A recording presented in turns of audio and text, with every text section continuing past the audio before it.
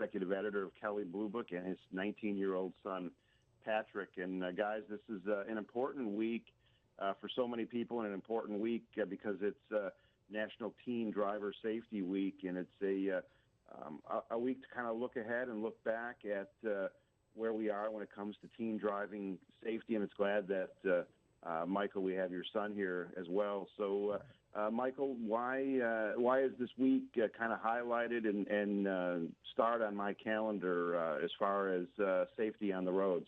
Well, this week actually started 11 years ago in Pennsylvania after a rash of teenager-related deaths on the highway. A bunch of people got together and said, look, we really need to highlight how dangerous it is to have teenagers on the road. There are a bunch of very, very sobering statistics. First of all, half of all teenagers between the ages of 15 and 19 years old aren't even wearing seatbelts when they're involved in a crash.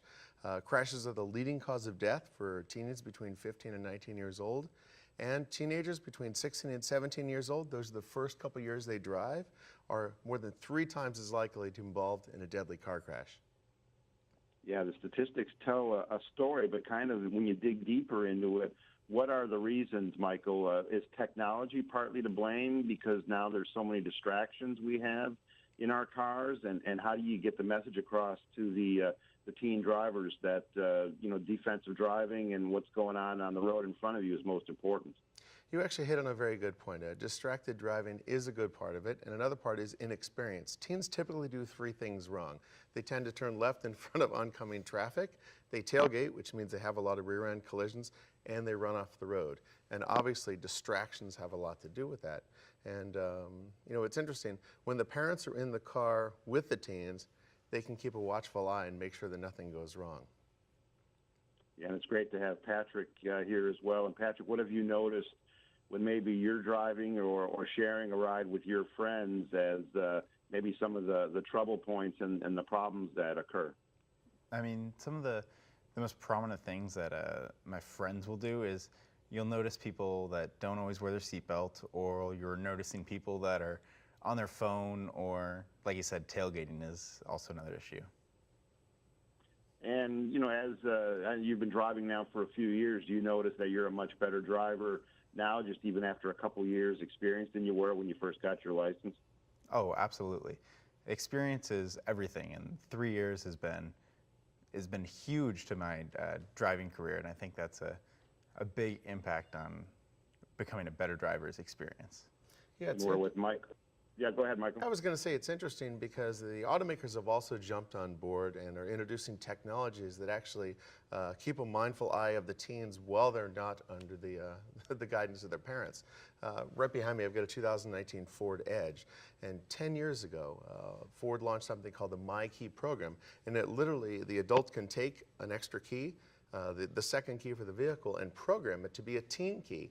And the key itself all of a sudden now has a belt minder. It reminds with a series of chimes. It'll actually turn off the audio system if the teen isn't plugged, their seatbelt's not plugged in.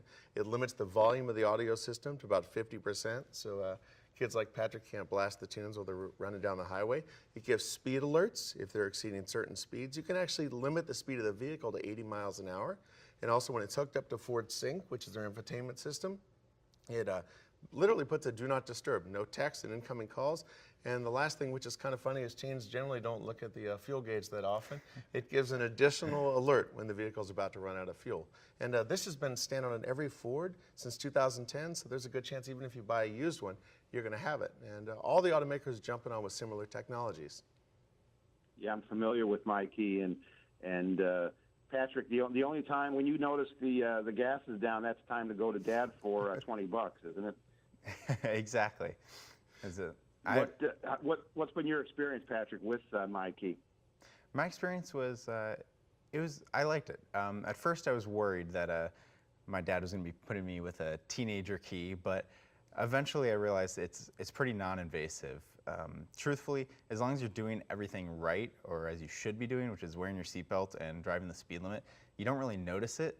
Like you said, the biggest thing I noticed was the volume limiter, but that's much better than having him in the passenger seat, turning the radio off or playing his music. My music. Right. We can all relate to that, and Michael, this is parenting. You talk to your kids about so many things. Communication is key. So this is really another example of keeping the lines of communications open and parents discussing driving safety with their kids. Correct.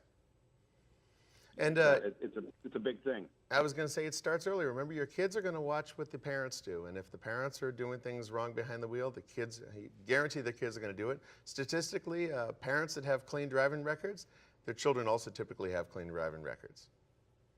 Yeah, the kids definitely notice the driving habits, I think, of parents as they're growing up. And guys, as we wrap up here, Michael and Patrick, where can listeners and viewers go for more information and learn about not only this week, but MyKey and other tips and tricks? Well, if you want to learn more information about MyKey, obviously go to Ford.com. If you want to learn about new cars and vehicles that have the technology, I'd go visit Kelley Blue Book, which is KBB.com. I love Kelley Blue Book, so much information. Guys, thanks for joining me today, and continued safety on the roads, and thanks for helping spread the word. Thanks for having us on. Thanks. Thanks, guys.